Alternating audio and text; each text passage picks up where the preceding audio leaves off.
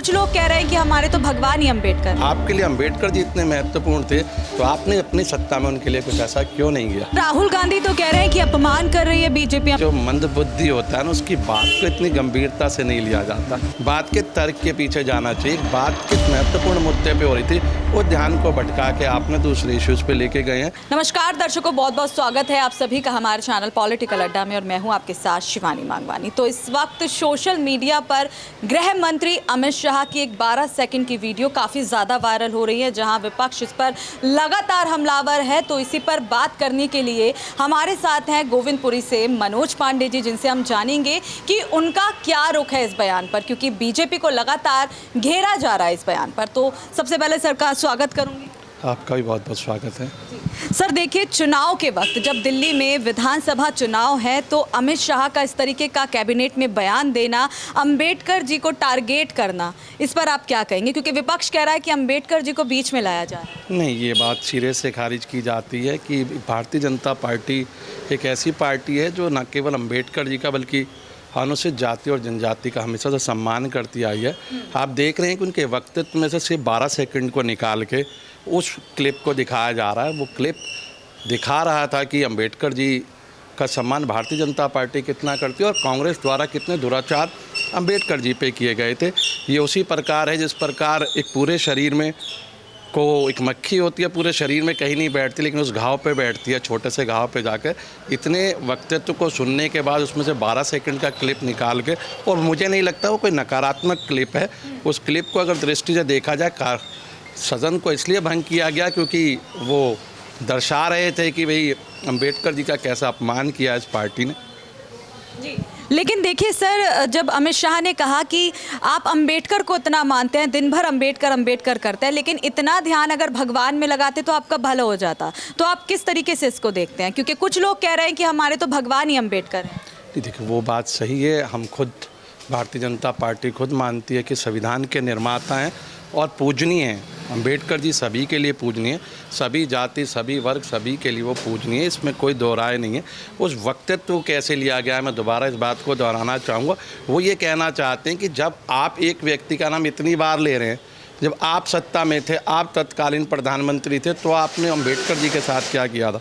Bharatiya Janata party की ऐसी party है जिन्होंने अंबेडकर जी को भारत रत्न से सम्मानित किया गया, उनके नाम को प्रस्तावित किया गया। आपके लिए अंबेडकर जी इतने महत्वपूर्ण थे तो आपने अपनी सत्ता में उनके लिए कुछ ऐसा क्यों नहीं किया? लेकिन देखिए सर, विपक्ष को तो क्या कहें कि एक मुद्दा मिल गया है, चाहे वो आम आदमी पार्टी हो, प्रदर्शन कर रही है, राहुल गांधी हो या अखिलेश यादव हो, क्या कहेंगे? आम आदमी पार्टी तो प्रदर्शन कर रही है, साथ ही इस्तीफा भी मांग रही है अमित शाह का। देखिए, प्रदर्शन करना लोकतंत्र है, सबका अधिकार है। आपने देखा कि जिस तरह से लोकतंत्र के मंदिर में राहुल गांधी जी द्वारा हमारे जो सांसद, आदरणीय सांसदों को धक्का मुक्की किया गया सामने, और आपको देखा है उनको चोट लगी गई है। लोकतंत्र का मंदिर है, आपको मर्यादित रहना चाहिए।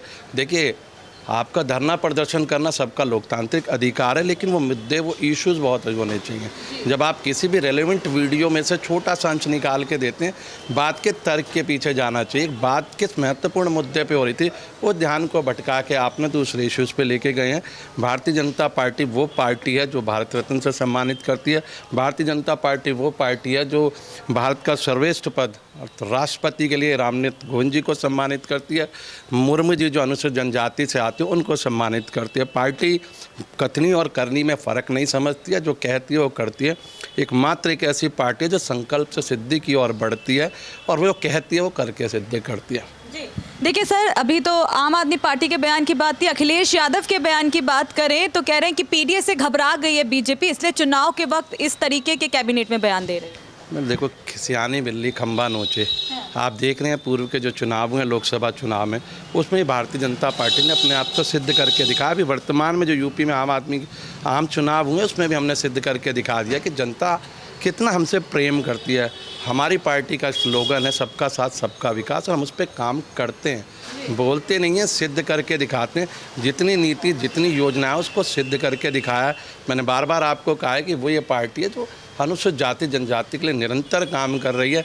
ये एक ऐसी मात्र पार्टी है जिसने अंबेडकर जी के स्मारक विभिन्न हर राज्य में बनाने का काम किया है।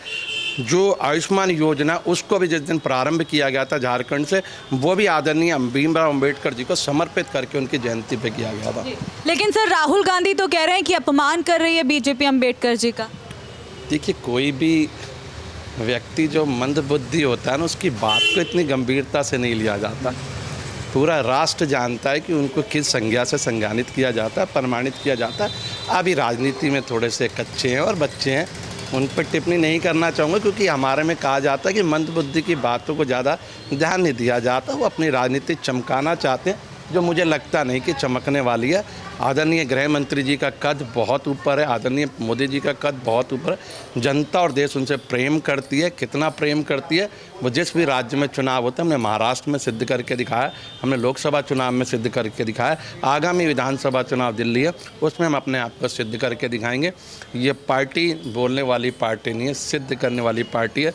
सबका साथ, सबका विकास, सबका प्रयास वाली पार्टी है। सर देखिए, जहां हम बयानों की बात कर रहे हैं, राहुल गांधी हो, आम आदमी पार्टी हो, अखिलेश यादव हो, लेकिन अभी लालू प्रसाद यादव का सबसे बड़ा बयान बचा हुआ है, जहां वो गृह मंत्री अमित शाह को पागल ही बता बैठे हैं। वो बिल्कुल उसी मुद्दे पे मैं आना चाहता था। देखिए, इतने बड़े नेता का देश के गृह मंत्री के लिए पागल बोला जाना मुझे लगता है कि बहुत ही, और कौन व्यक्ति बोल रहा है जो भ्रष्टाचार में पूरी तरह लिप्त हैं। वो व्यक्ति जो बेल पे बाहर घूम रहे हैं, वो देश के आदरणीय गृह मंत्री जी को पागल की संज्ञा से सम्मानित करें। मैंने अभी वही कहा कि लोकतंत्र का मंदिर है, वो देश के सम्मानित गृह मंत्री हैं। भाषा का मर्यादा में होना बहुत ज़रूरी है। ये अंबेडकर जी की बात को इतना इशू बना रहे हैं, जो कि मेरा बार बार कहना है, एक बड़े क्लिप में से एक छोटी सी 12 सेकंड की क्लिप निकाली गई और वो खुद मीडिया के माध्यम से देश के गृह मंत्री को पागल कह रहे हैं। आप सोचिए कि उनकी मानसिकता का क्या स्तर होगा। तो देखिए सर, इस तरीके की बयानबाजी और ठीक चुनाव से पहले इस तरीके का अमित शाह का बयान आना, फिर टारगेट हो जाना, तो क्या विधानसभा चुनाव पर इसका खासा असर देखने को मिलेगा? बीजेपी के लिए थोड़ा ये खतरा साबित हो सकता है चुनाव के समय? ऐसा कुछ भी नहीं है। जनता भली भांति जानती है और जनता ने उस पूरे वीडियो को देखा है। जो भी व्यक्ति उस पूरे वीडियो को देख रहा है, उस पूरे संवाद को देख रहा है, उस संवाद में से कुछ अंश निकाले गए हैं, उनको हाईलाइट किया गया। जिसने संवाद सुना है वो जानता है कि कांग्रेस ने जो आदरणीय बाला साहब अंबेडकर जी के लिए जो कहा गया है वो कितना ही अपमानजनक था। उनका सम्मान कभी नहीं किया गया। मरणोपरांत भारतीय जनता पार्टी द्वारा सम्मानित किया गया उन्हें भारत रत्न से। और रही बात दिल्ली के आगामी चुनाव की, दिल्ली इस बार मूड बना चुकी है। दिल्ली में भाजपा आ रही है, बदल के रहेंगे, अब नहीं सहेंगे, ये नारा है।